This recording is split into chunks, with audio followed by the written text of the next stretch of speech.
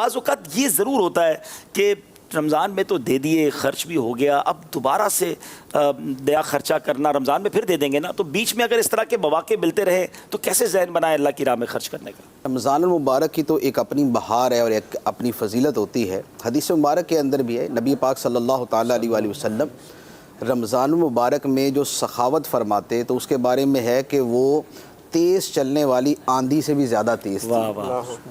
لیکن اس کا مطلب الٹیمیٹ یہ بھی ہے کہ رمضان المبارک کے علاوہ بھی نبی پاک صلی اللہ تعالیٰ علیہ وآلہ وسلم کا جو عطا فرمانا تھا، جو سخاوت فرمانا تھا، جو راہ خدا میں دینا تھا، وہ جاری و ساری ہی رہتا تھا۔